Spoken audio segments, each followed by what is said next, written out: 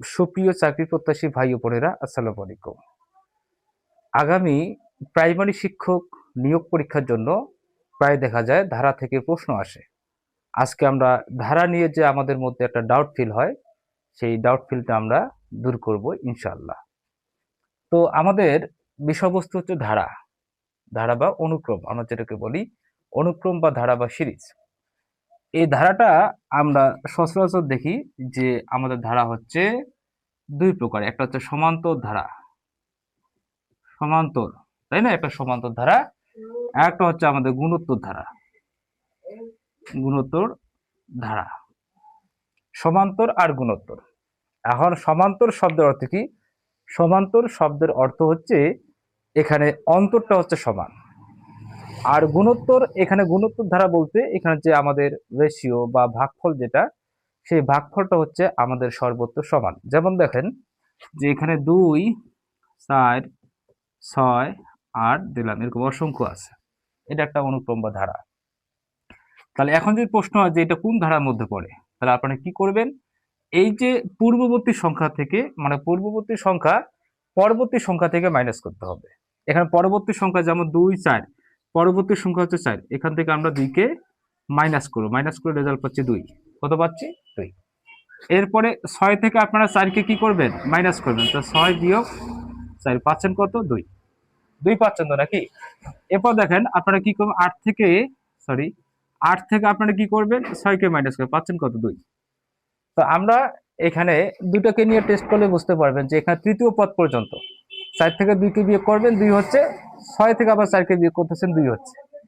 আমাদের 3টা পদ থাকে, এগুলো প্রত্যেকটাকে বলা হচ্ছে পদ। প্রতিটাকে কি বলা হয়? একটা ধারার পদ। যে 3টা পদ থাকলে আমরা বুঝতে পারি সেটা কোন ধারার মধ্যে পড়বে, এটা সমান্তর হচ্ছে না গুণোত্তর হচ্ছে। বিষয়টাকে বুঝছেন? হয় সমান্তর নতুবা গুণোত্তর। কি করব? যে 3টা পদ নিয়ে যদি আমরা জাস্টিফাই করি বা ভেরিফিকেশন করি, তাহলে আমরা বুঝতে পারবো যে এটা কোন পদ, কোন ধারার মধ্যে পড়বে। যেহেতু এখানে অন্তরটা, মানে পার্থক্যটা হচ্ছে সমান, সেহেতু আমরা এই ধারাটার নাম বলতে পারি সমান্তর, সমান্তর ধারা। যেহেতু পার্থক্য হচ্ছে আমাদের সমান, তাই না? এই কারণে এটার নাম হচ্ছে আমাদের সমান্তর ধারা। বুঝতে কোনো সমস্যা আছে? নাই। সমান্তর ধারা। ওকে, আচ্ছা। এরপর দেখেন আমরা আরেকটা দিচ্ছি, যেমন মনে করেন যে এই জায়গায় আমি এখানে একটা ধারা দিচ্ছি 2, 4, 8, 3টা থাকলে আমরা বুঝতে পারবো যে এটা কোন ধারার মধ্যে পড়বে। এখানে দিলাম, আরো অসংখ্য থাকতে পারে। তাহলে এখানে আমরা কি করব? 4 থেকে 2 কে আপনারা মাইনাস করেন, তাহলে 2 পাচ্ছেন। 8 থেকে 4 কে মাইনাস করেন, 4 পাচ্ছেন। কিন্তু এখানে কি অন্তরটা সমান? অন্তর কিন্তু সমান হচ্ছে না। যেহেতু সমান নয়, তাহলে এটা আমাদের সমান্তর দ্বারা হবে না। তাহলে এটা কোন ধারার মধ্যে পড়বে? সেটা অবশ্যই আমাদের গুণোত্তর ধারার মধ্যে পড়বে। কিভাবে বুঝবেন? যে 4 কে আপনি কি করবেন? 2 দিয়ে ভাগ করেন। যেমন 4 থেকে আমরা 2 কে মাইনাস করেছি, তাই না? এখন আপনি 4 কে 2 দ্বারা ভাগ করবেন, মানে 4 কে তার পূর্ববর্তী সংখ্যা দিয়ে কি করবেন? ভাগ করবেন। আবার 8 কে কি করবেন? এর পূর্ববর্তী সংখ্যা দিয়ে কি করবেন? ভাগ করবেন। ভাগফল কত পাচ্ছেন? 2। এখানে ভাগফল কত? 2 পাচ্ছেন। পাচ্ছেন কিনা? তাহলে যেহেতু এখানে সব জায়গায় ভাগফলটা হচ্ছে আমাদের সমান, সেহেতু এটার নাম হচ্ছে আমাদের গুণোত্তর ধারা। কি ধারা? গুণোত্তর ধারা। খেয়াল রাখতে হবে। এবার দেখেন যে সমান্তর আর গুণোত্তর ধারার পদের মান কিভাবে বের করা যায়, সেই বিষয়টা এখন আমরা শিখব, বা পদ। তাহলে এখন দেখেন যে 2, 4, 6, 8 এটা চতুর্থ পদ, তাই না? চতুর্থ পদ। তো মনে করেন যে প্রশ্নের মধ্যে 3টা পদ দেওয়া আছে। এখন বলছে যে এই চতুর্থ পদটা কি? চতুর্থ পদটা কি? তাহলে আপনারা তো অনায়াসে বলবেন, যেহেতু 2 2 করে বৃদ্ধি পাচ্ছে, তাহলে 6 এর সাথে 2 কে যোগ করে তো 8 হচ্ছে। কিন্তু এটা ছোট একটা বিষয় বিধায় আপনারা বুঝতে পারবেন যে 8 হচ্ছে। কিন্তু যখন বড় সংখ্যা থাকবে তখন আমাদের কষ্টকর হয়ে যাবে। এই জন্য আপনারা কি করবেন? যে একটা সূত্র মনে রাখবেন। কি সূত্র? a plus n minus 1 into D. a plus n minus 1 into D. তাহলে এটা কি? এটা হচ্ছে আমাদের প্রথম পদ। এটা হচ্ছে আমাদের, এটা প্রথম পদ। খেয়াল রাখবেন যে প্রথম পদ। এনটা কি? পদ সংখ্যা, পদ সংখ্যা। আর ডিটা কি? পার্থক্য। ডিটা হচ্ছে কি? পার্থক্য। এটা খেয়াল রাখতে হবে।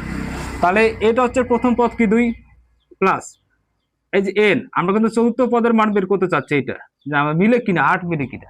তা এই জন্য আপনারা কি করবেন? 4 মাইনাস 1 দিবেন। ডি হচ্ছে কত? ডিফারেন্স বা পার্থক্য, যেটা সাধারণ অন্তর, যেটা সাধারণ অন্তর মানে সব জায়গায় অন্তরটা হচ্ছে সমান। এই জন্য এটা সমান্তর, তাই না? 4 থেকে 2 কে বাদ দেন 2, 6 থেকে 4 কে বাদ দেন 2, তার মানে 2 2।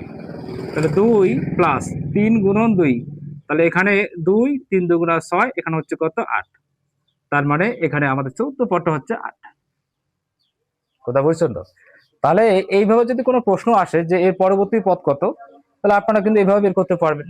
অথবা যদি ইন্ডিকেট করা থাকে যে এর 100তম পদের মান কত, যদি 100তম হয় তাহলে আপনারা এই একইভাবে কাজ করবেন, যে এখানে 2 প্লাস 100 বিয়োগ 1 গুণন 2, আপনারা তখন এইভাবে ক্যালকুলেশন করে তার মানটাকে আপনারা বের করতে পারবেন। এটা হচ্ছে সমান্তর ধারার কথা, তাই না? এখন প্রশ্ন এরকম হতে পারে যে এখানে প্রথম 4টি পদের সমষ্টি কত। যদি প্রশ্নটা এরকম হয় যে প্রথম 4টি পদের সমষ্টি কত, তাহলে আপনারা এখানে একটা সূত্র ফেলবেন। কি সূত্র? n/2 into 2a plus n-1 into d, এই সূত্রটা আপনারা অ্যাপ্লাই করবেন। তাহলে n/2 into 2a plus n-1 into d, তাই না? যদি বলে প্রথম 4টি পদ, যখন আপনার সমান্তর ধারার পদের মান বের করতে বলবে তখন আপনি কিন্তু এই সূত্রটা অনায়াসে ফেলবেন। তাহলে দেখেন n এর মান কত, প্রথম 4টি পদ আমরা এখন যোগ করি, তো 6 6 12 আর 8 হচ্ছে কত আমাদের 20, তো দেখি আমাদের 20 হয় কিনা। তাহলে 4/2 2 গুণন 2 প্লাস এখানে চতুর্থ পদ 4-1 আর d হচ্ছে আমাদের 2। আচ্ছা, তো 2 হচ্ছে এখানে 2 2 গুণা 4 প্লাস 3 গুণন 2, হ্যাঁ। আচ্ছা, তাহলে 2, তাহলে এখানে 4 3 2 গুণা 6, তাহলে 2 গুণন 10, তাহলে 20, কত হইলো? 20 হয়ে গেল। তা দেখেন আপনারা এই সূত্র অ্যাপ্লাই করে তার সমষ্টি আপনারা বের করতে পারবেন। আচ্ছা, এটা গেল সমান্তর ধারা নিয়ে একটু ইতিহাস। এবার দেখেন যে গুণোত্তর ধারা। এখন আমরা গুণোত্তর ধারা নিয়ে একটু বেসিক আমাদের জানতেই হবে যে গুণোত্তর ধারাতে কি, যেমন মনে করেন এটা 2 4 8, হ্যাঁ, এরপর হচ্ছে 16, আমি দিলাম এইভাবে। আমরা কিন্তু পরীক্ষা করব যে এই যে ধারাটা, এটাকে কি বলা হয়? গুণোত্তর। কিভাবে বুঝবেন? 4কে আপনি 2 দিয়ে ভাগ করেন 2 হবে, 8কে 4 দিয়ে ভাগ করেন 2 হবে, আবার 16কে 8 দিয়ে ভাগ করবেন কত হবে? 2 হবে। তো এই ক্ষেত্রে আমাদের যদি বলা যে এর চতুর্থ পদ কত, মনে করেন যে তৃতীয় পদ পর্যন্ত আছে, চতুর্থ পদ আমাদের বের করতে হবে, আর এটা আমরা পরীক্ষা করব। সূত্র কি? ar⁻n-1, এই সূত্রটা আপনারা মনে রাখবেন। সূত্র হচ্ছে ar⁻n-1। এটা কি বাবা? এটা হচ্ছে আমাদের প্রথম পদ। তাহলে এখানে এর মান কত? 2। এখন আর এর মানটা কি? আর এর মান হচ্ছে সাধারণ অনুপাত, সাধারণ অনুপাত। তার মানে কি, এখানে 4কে 2 দিয়ে ভাগ করবেন 2 হচ্ছে, 8কে 4 দিয়ে ভাগ করবেন 2 হচ্ছে, তার মানে এখানে 2। আর এর মান কত? 2। তাহলে এখানে কত পাওয়া? চতুর্থতম পদের মান বের করতে হবে। কোথায় কি বলছেন? আচ্ছা, তাহলে এই ক্ষেত্রে ar⁻n-1, তাহলে এর মান কত? 2। ঠিক আছে, আর এর মান কত? 2। এন এর মান কত? 4-1। আপনি ক্যালকুলেশন করবেন 2 গুণন, তা 2 3, তাহলে 2 2 গুণা 4 4 2 গুণা 8, 8কে যখন আপনি 2 দিয়ে গুণ করবেন তাহলে 16 পাচ্ছেন। কত পাচ্ছেন? 16। কোথায় বলছেন? তাহলে এইটা হচ্ছে আমাদের পদের মান বের করার সূত্র। আপনি এইভাবে কিন্তু গুণোত্তর ধারার পদের মান বের করতে পারবেন, কততম পদে কত রয়েছে, তাই না? আচ্ছা, এইভাবে কিন্তু আপনি বের করতে পারবেন। আচ্ছা, এবার দেখেন যে গুণোত্তর ধারার ক্ষেত্রে সমষ্টি বের করার সূত্র কি। এখানে দুটি সূত্র আছে, a*1-r⁴n/1 - r, এই যে একটা সূত্র আছে, আরেকটা আছে a*r⁻n-1/r-1, এই দুইটা সূত্র আছে গুণোত্তর ধারার সমষ্টি নির্ণয় করে। তাহলে a*1-r⁴n/1 - আর a*r⁴n-1/r-1, তাই না? এটা কখন? যখন আর এর মানটা 1 এর চেয়ে ছোট হয়, আর এর মানটা 1 এর চেয়ে ছোট হয়। আর এটা কখন হবে? যখন আর এর মানটা 1 এর চেয়ে বড় হবে। এই দুইটা সূত্র আমাদের একটু মনে রাখতেই হবে। তাহলে আমরা একটু পরীক্ষা করি যে কিভাবে, একটু পরীক্ষা করি। দেখেন তো 2 4 8, এর পরেরটা আমাদের বের করতে হবে। তো নিঃসন্দেহে সেটা হচ্ছে কি 16। তো যাই হোক, আমরা করবো যে প্রথম 3টি পদের সমষ্টি কত। তাহলে 8 আর 4 যোগ করলে কত হয়? 12। 12 আর 2 যোগ করলে কত? 14 হয়, তাই না? আচ্ছা, তাহলে 14। তাহলে আমরা সমষ্টিটা দেখবো যে 14 আমাদের মিলে কিনা। তাহলে এখানে এর মান কত? 2, আর এর মান কত? 2। 2 কিন্তু গ্রেটার দেন 1। কোথায় বলছো? 2টা গ্রেটার দেন 1। আর এন এর মান কত? এখানে 3। তাহলে আমাদের সমষ্টি বের করতে হবে। কততম পদের সমষ্টি? এখানে s আর 3, এই সমষ্টি আমাদেরকে বের করতে হবে।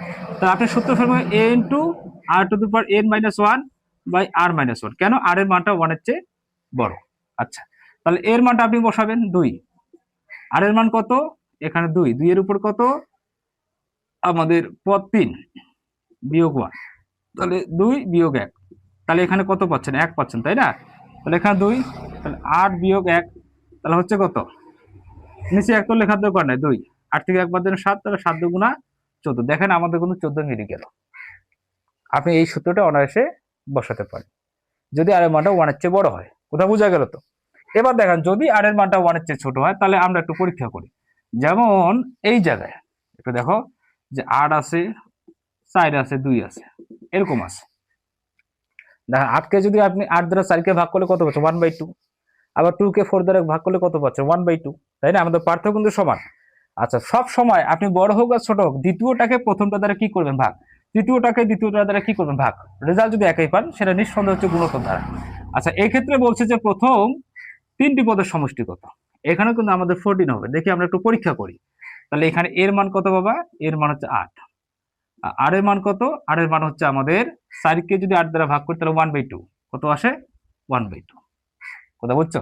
আর এখানে এর মান কত? 3। তাহলে কোথাও বোঝা গেছে তো? এখানে s3 ইজ ইকুয়াল হোয়াট? কিন্তু এখানে দেখা যাচ্ছে কি এটা 1 এর চেয়ে ছোট, আর এর মানটা 1 এর চেয়ে ছোট, হাফ যেহেতু 1 এর চেয়ে ছোট, তাই না? আচ্ছা, এই ক্ষেত্রে দেখো আমরা কিভাবে প্রশ্ন সলভ করব যে a, ঠিক আছে, 1 minus r to the power n by 1 minus r, এই সূত্র আপনারা অ্যাপ্লাই করুন। তা দেখা 1 কে বসাবেন, আর এর মান কত পাবা? 1/2, কোনো সমস্যা নাই। এর মানটা কত? 8, 1 মাইনাস 1/2। এর উপরে পাওয়ার কত দিবেন আপনি? এর উপরে পাওয়ার দিবেন আপনি 3। এখানে তাহলে আমি একটু সেকেন্ড ব্র্যাকেট দিই, তাহলে 3, এই যে 3 দিলাম। কোথায় কি বুঝছেন? ক্যালকুলেশন করবেন, এখানে তো হাফ হবে, এটা তো আপনাদের জানা।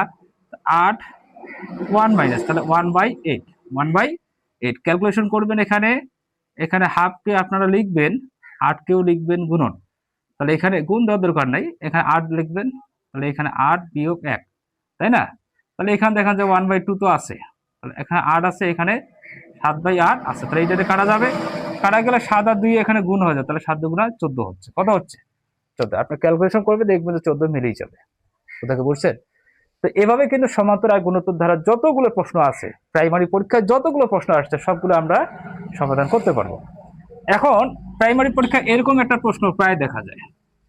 এরকম একটু দেখি যে একটা প্রশ্ন আছে 1 + 2 + 3 + ডট ডট ডট প্লাস 100 সমান হোয়াট। হ্যাঁ, এই টাইপের প্রশ্ন দেখা যায়। কোথায় বুঝছেন? এই টাইপের প্রশ্ন প্রায় দেখা যায়। তো দেখেন এটা কিন্তু একটা সমান্তর ধারার মধ্যে পড়ে। 2 থেকে 1 কে বাদ দিবেন 1 হবে, 3 থেকে 2 কে বাদ দিবেন কি হবে? 1 হবে। তাই এরকম করে মোট পদ আছে কয়টা? 100টা। মোট পদ কয়টা? 100টা। এই ক্ষেত্রে আপনি কি করবেন? n/2 2a plus n-1 into d। কোথায় বুঝছো? তাই n এর মান কত? 100। তাহলে 100/2 2, হাই কিনা বলেন? a কত? 1 প্লাস n কত? 100 মাইনাস 1, আর ডিফারেন্স কত? 1। দেখেন না, 2 থেকে 1 কে বাদ দেন 1, 3 থেকে 2 কে বাদ দেন কত? 1 হবে। তো এইভাবে ক্যালকুলেশন করে দেখবেন যে এখানে আপনার আসবে 50 গুণন 2 প্লাস 99, তাই না? আচ্ছা, হইলো। তাহলে 50 গুণন এখানে হচ্ছে কত? 101। তাহলে 0 5 5 0 5 5, এটা হচ্ছে আমাদের রেজাল্ট। এই হচ্ছে আমাদের রেজাল্ট। এইভাবে কিন্তু বিভিন্ন প্রশ্ন আসে, মানে বিভিন্ন শর্টকাট নিয়মও রয়েছে। কিন্তু আমরা যদি এই সমান্তর আর গুণোত্তর ধারার কনসেপ্টটা যদি মনে রাখতে পারি, তো অবশ্যই আমরা প্রাইমারি পরীক্ষায় এই ধারা থেকে যেভাবে প্রশ্ন আসুক না কেন আমরা সেটাকে সলভ করতে পারবো ইনশাআল্লাহ। আজকের ভিডিও এই পর্যন্ত। যদি ভিডিওটি আপনাদের ভালো লাগে তাহলে অবশ্যই চ্যানেলটি সাবস্ক্রাইব করে পাশে থাকবেন। আপনাদের অসংখ্য ধন্যবাদ। আসসালামু আলাইকুম।